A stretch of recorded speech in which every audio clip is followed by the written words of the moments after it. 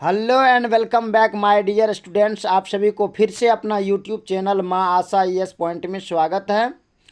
आज की इस वीडियो में मैं आपको 12th इकोनॉमिक यानी कि अर्थशास्त्र के जो फर्स्ट चैप्टर है उसका परिचय, उसके सभी VVI ऑब्जेक्टिव क्वेश्चन आंसर कराने वाले हैं। आप लोग इसको ध्यान से देखेंगे। अगर आपने अभी तक तैयारी नहीं किए हैं तो कोई बात नहीं है, अब से लग जाइए और अब से मेहनत से तैयारी करें और अपने रिजल्ट को बेहतर बनाए। बाकी वीडियो शुरू करने से पहले मैं कहना चाहूँगा, अगर आप हमारे यूट्यूब चैनल पे फर्स्ट डे आए हो तो प्लीज़ सब्सक्राइब करें, लाइक करें और अपने दोस्तों को भी शेयर करें। बाकी आपको कोई भी परेशानी नहीं लेनी है। हम चैप्टर बाय चैप्टर ऑब्जेक्टिव सभी विषय का अपलोड करेंगे और आप लोग प्रेम से इस वीडियो को देखते रहे। तो प्रथम क्वेश्चन क्या है?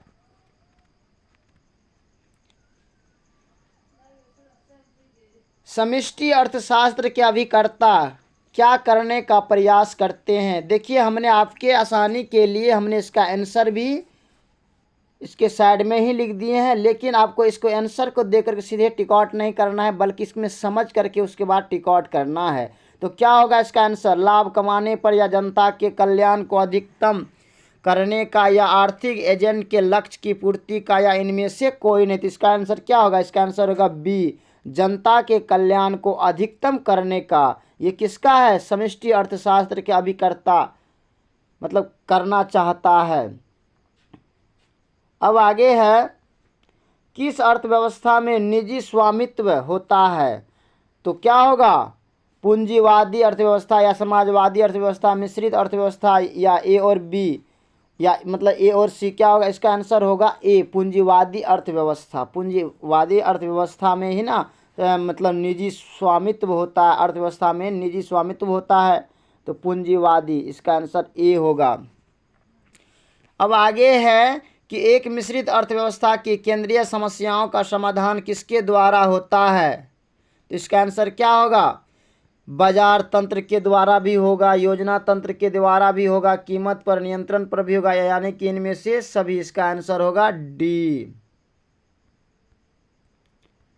अब आगे है, विश्व की सभी अर्थव्यवस्थाएं कैसी अर्थव्यवस्थाएं हैं? पूंजीवादी, समाजवादी, मिश्रित या इनमें से कोई नहीं। तो इसका आंसर क्या होगा? इसका आंसर होगा मिश्रित, सी इसका आंसर होगा। अब आगे है, वस्तुओं और सेवाओं की कीमत और मात्राएं किस अर्थव्यवस्था की शाखा में निर्धारित होती है? समष्टि अर्थव्यवस्था या व्यष्टि अर्थव्यवस्था या आदर्शात्मक विश्लेषण या इनमें से सभी। इसका आंसर क्या होगा? बी होगा, व्यष्टि अर्थशास्त्र। अब आगे है कि economic consequences of the peace किसके द्वारा लिखित पुस्तक है? तो क्या होगा? जॉन मेनार्ड किन्स या एडम स्मिथ या डेविड रिकार्डो या इनमें से कोई नहीं। तो इसका आंसर क्या होगा? इसका करेक्ट आंसर होगा जॉन मेनार्ड किन्स, ये इसका आंसर होगा। अब आगे है कि निम्न में कौन आर्थिक समस्या है? सीमित संसाधन, अनंत इच्छाएं, आवश्यकता की पूर्ति के लिए सीमित संसाधनों का उत्कृष्ट उपयोग या इनमें से कोई नहीं। इसका आंसर होगा सी, आवश्यकता की पूर्ति के लिए सीमित संसाधनों का उत्कृष्ट उपयोग। अब आगे है कि अर्थव्यवस्था में निम्न में से कौन सरकार की भूमिका नहीं है? तो क्या होगा? कानून लागू करवाना या आधारभूत संरचनाओं का निर्माण या लाभ कमाना या सामाजिक कल्याण का कार्य करना। इसका आंसर क्या होगा? इसका आंसर होगा लाभ कमाना, सी इसका आंसर होगा। अब आगे है कि समष्टि अर्थव्यवस्था के अध्ययन का क्षेत्र क्या होता है? तो व्यक्तिगत उत्पादन स्तर या व्यक्तिगत आय या व्यक्तिगत कीमतें या संपूर्ण अर्थव्यवस्था का उत्पादन आय तथा कीमतों का स्तर। इसका आंसर होगा डी, संपूर्ण अर्थव्यवस्था का उत्पादन आय तथा कीमतों का स्तर। आगे है, निम्न में कौन मंदी का लक्षण नहीं है। बढ़ती बेरोजगारी पर या बाजार में वस्तुओं की मांग में कमी या उत्पादन में गिरावट या कीमत का बढ़ाव। इसका आंसर होगा कीमत का बढ़ाव स्तर। अब आगे है कि अर्थव्यवस्था में उत्पादन के संसाधनों का स्वामित्व किस क्षेत्र के पास होता है। तो क्या होगा इसका आंसर, सरकारी क्षेत्रक या बाह्य क्षेत्रक या उत्पादन क्षेत्रक या परिवार क्षेत्रक। इसका आंसर होगा परिवार क्षेत्रक।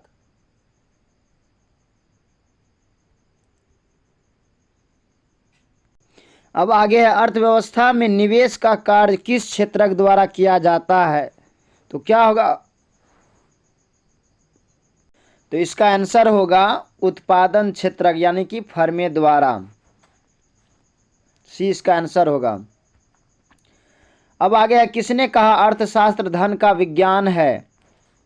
किसने कहा कि अर्थशास्त्र धन का विज्ञान है। तो एडम स्मिथ ने कहा था कि अर्थशास्त्र धन का विज्ञान है। अब आगे है कि माइक्रोज जिसका अर्थ होता है छोटा, निम्न में कौन सा शब्द है, इनमें से कौन सा शब्द है। तो क्या होगा, अरबी, जर्मन या ग्रीक। तो क्या होगा इसका आंसर, ग्रीक होगा।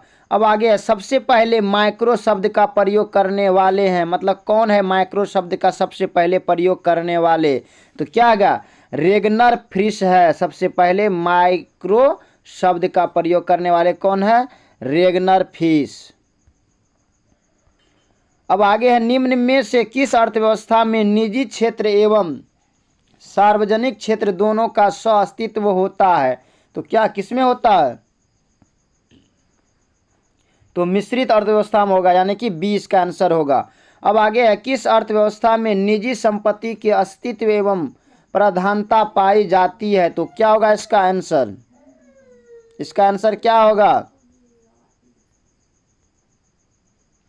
इसका आंसर होगा पूंजीवादी। सी इसका आंसर होगा। अब आगे है कि अर्थव्यवस्था की केंद्रीय समस्या कौन सी है। केंद्रीय समस्या कौन सी है, साधनों का आवंटन, ये भी है, साधनों का कुशलतम उपयोग, आर्थिक विकास। इसका मतलब इनमें से सभी, डी इसका आंसर होगा। आगे है व्यष्टि अर्थशास्त्र अध्ययन करता है, मतलब कौन सा अध्ययन करता है, व्यक्तिगत इकाई का या आर्थिक समग्र का या राष्ट्रीय आय का या इनमें से कोई नहीं। तो किसका करता है, व्यक्तिगत इकाई का। अब आगे है एक व्यक्ति के पास संसाधन होते हैं, क्या होते हैं संसाधन, तो सीमित होते हैं। क्या होते हैं, सीमित होते हैं। 20 का आंसर होगा। देखिए ऑप्शन के अनुसार से आपको आंसर रिकॉर्ड करना है। पूंजीवादी अर्थव्यवस्था के केंद्रीय समस्या का समाधान होता है, मतलब किससे समाधान होता है, पूंजीवादी अर्थव्यवस्था का केंद्रीय समस्या का समाधान कैसे होता है, किसके द्वारा, तो पूंजीपति द्वारा, जो पूंजीपति के द्वारा ही होगा ना। अब आगे है वह तालिका जिसमें उपभोक्ता द्वारा विभिन्न कीमतों पर मांगी गई मात्राओं को दर्शाया जाता है उसे क्या कहते हैं। तो उसे उपभोक्ता मांग अनुसूची कहा जाता है। 20 का आंसर होगा।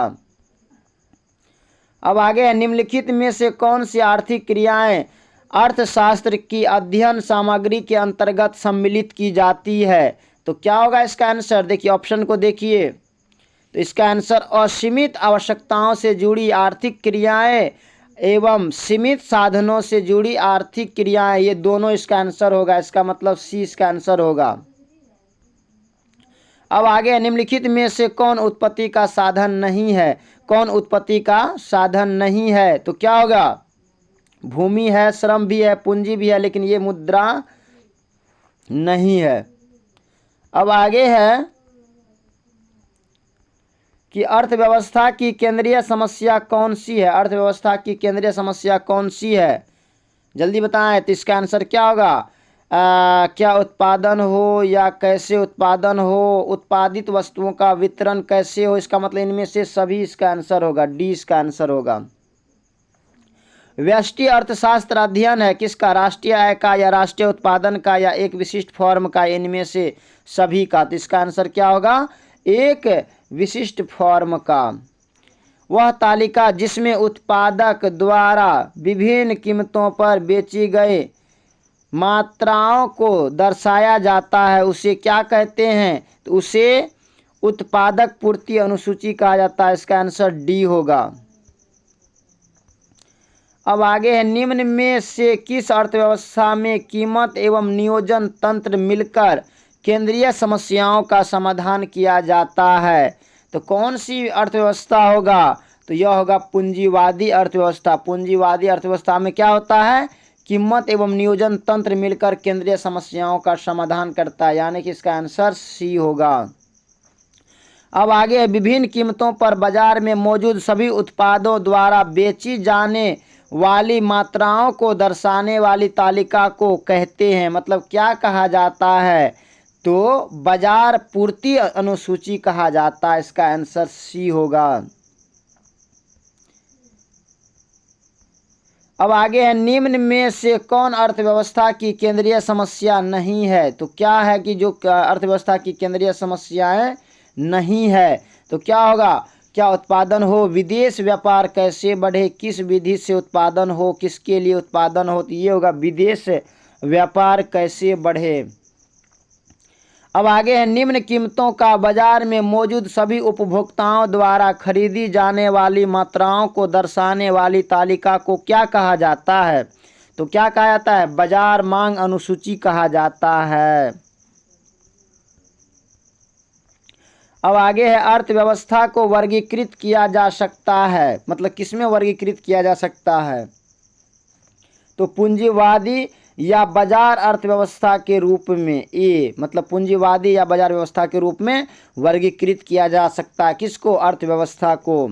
अब आगे है, लोग प्रयास करते हैं, क्या प्रयास करते हैं? अपने संसाधनों का सबसे बेकार उपयोग करने का नहीं, अपने संसाधनों का अच्छा उपयोग करने का, ये भी नहीं होगा, अपने संसाधनों का सर्वोच्च रूप से उपयोग करने का, हाँ ये इसका आंसर होगा। कोई चाहेगा कि वो अपना जो है संसाधनों का दुरुपयोग करे? ऐसा कोई नहीं चाहेगा। अब आगे है, उपभोग के वक्त विभिन्न वस्तुओं का चयन करते वक्त एक उपभोक्ता विवेकशील होता है जब वह रुचि व अभिरुचियों के अनुरूप चयन करता है, या जब वह रुचि एवं अभिरुचियों के विरुद्ध चयन करता है? नहीं, इसका आंसर ए ही होगा। इसका आंसर ए होगा। अब आगे है, किसने कहा अर्थव्यवस्था कभी वास्तविक विज्ञान होता है और कभी आदर्श विज्ञान? तो क्या होगा? मार्शल या फ्रेडमैन या किन्स, या इनमें से कोई नहीं। तो इसका आंसर होगा किन्स, सी इसका आंसर होगा। अब आगे है, निम्न अर्थशास्त्री में से कौन कल्याणवादी विचारधारा के नहीं है? कौन कल्याणवादी विचारधारा के नहीं है? तो क्या होगा इसमें? पीगू। पीगू है, ये कल्याणवादी विचारधारा के नहीं है।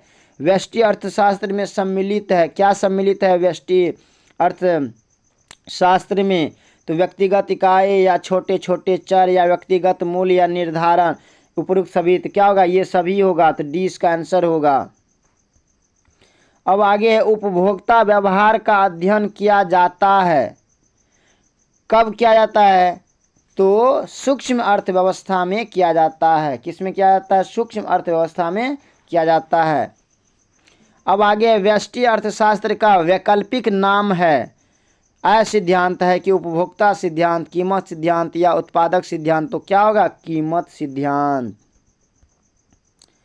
अब आगे है, व्यष्टि अर्थशास्त्र की शाखाएं कौन सी है? व्यष्टि अर्थशास्त्र की शाखाएं वस्तु कीमत निर्धारण, ये भी होगा, और साधन कीमत निर्धारण, ये भी होगा, ये भी होगा, आर्थिक कल्याण, ये भी। इसका मतलब इनमें से सभी, डी इसका आंसर होगा। अब आगे है कि उत्पादन के निम्न में से कौन से साधन है? भूमि, श्रम, पूंजी या उपयुक्त सभी? तो क्या होगा? उपयुक्त सभी होना चाहिए उत्पादन के लिए। अब आगे है कि आर्थिक क्रियाओं के अध्ययन के संदर्भ में अर्थशास्त्र को दो शाखाओं व्यष्टि और समष्टि में निम्न में किसने विभाजित किया? किसने मतलब किसने जो विभाजित किया? किसमें? दो शाखाओं व्यष्टि तथा समष्टि। व्यष्टि और समष्टि में किसने विभाजित किया? तो क्या होगा इसका आंसर? रेगनर फ्रिश ने किया था, सी इसका आंसर होगा। अब आगे है कि अर्थशास्त्र चयन का तर्कशास्त्र कहा है, किसने कहा है? मतलब ये जो कहा कि अर्थशास्त्र चयन का तर्कशास्त्र है, यह कथन किसका है, किसने कहा? तो क्या होगा? रॉबिन्स ने कहा था। किसने कहा था? रॉबिन्स ने कहा था। सी इसका आंसर होगा। अर्थशास्त्र के जनक कौन है या पिता कौन है? तो क्या होगा इसका? Adam Smith. कौन होगा? Adam Smith. अब आगे है, अर्थशास्त्र की कल्याण संबंधी परिभाषा के जन्मदाता थे। देखिए यहाँ जो एडम स्मिथ है ना, ये ऑप्शंस के अनुसार दिया गया। वैसे अर्थशास्त्र की रचना चाणक्य ने किया था, ध्यान रखिएगा, कौटिल्य चाणक्य। अब आगे अर्थशास्त्र की कल्याण संबंधी परिभाषा के जन्मदाता थे। कौन थे कल्याण संबंधी मतलब परिभाषा के जन्मदाता? तो क्या होगा? एडम स्मिथ या मार्शल या रॉबिन्स या सैमुअलसन। तो क्या होगा? बी होगा, मार्शल, सॉरी। अब आगे है, किसके द्वारा अर्थशास्त्र मानव कल्याण का विज्ञान है? किसके द्वारा अर्थशास्त्र मानव कल्याण का विज्ञान है? तो इसका आंसर होगा ए, मार्शल के द्वारा। व्यष्टि अर्थशास्त्र में निम्न में से किसका अध्ययन किया जाता है? किसका अध्ययन किया जाता है? व्यक्तिगत परिवार का, व्यक्तिगत फर्म का या व्यक्तिगत उद्योग का? इनमें से सभी होगा। अब आगे है, अंग्रेजी का शब्द मैक्रो ग्रीक भाषा मैक्रोज से लिया गया है, जिसका अर्थ क्या होता है? मैक्रोज ग्रीक भाषा का शब्द है जिसको मैक्रोज से लिया गया। मैक्रोज का क्या अर्थ होता है? तो मैक्रोज का अर्थ होता है व्यापक। इसका अर्थ होता है व्यापक। अब आगे है, किस अर्थव्यवस्था में कीमत यंत्र के आधार पर निर्णय लिए जाते हैं? कीमत यंत्र के आधार पर निर्णय लिए जाते हैं। तो क्या होगा? पूंजीवादी अर्थव्यवस्था में। बी इसका आंसर होगा। समष्टि अर्थशास्त्र के अंतर्गत निम्न में से किसका अध्ययन किया जाता है? राष्ट्रीय आय या पूर्ण रोजगार या कुल उत्पादन या उपयुक्त सभी? तो क्या होगा? इनमें से सभी इसका आंसर होगा। अब आगे है कि आर्थिक समस्याएं मूल्यतः किस तत्व की समस्या है? आर्थिक समस्या मूल्यतः किस तत्व की समस्या है? चुनाव की या उपभोक्ता चयन की या फर्म चयन की या इनमें से कोई नहीं? तो इसका क्या होगा? चुनाव की। ये इसका आंसर होगा। तो दोस्तों आज हमने फर्स्ट चैप्टर जो अर्थशास्त्र का जो परिचय है उसका सभी ऑब्जेक्टिव क्वेश्चन आंसर करा दिए हैं। अगर आपको ये वीडियो पसंद आया होगा तो प्लीज़ अपने दोस्तों को भी शेयर करेंगे। बाकी हम अब प्रत्येक दिन आपको प्रत्येक चैप्टर का ऑब्जेक्टिव शॉर्ट एवं लॉन्ग क्वेश्चन आंसर प्रोवाइड करते रहेंगे। बाकी so thanks very much, all the best. फिर मिलते हैं आगे की वीडियो में। जय हिंद।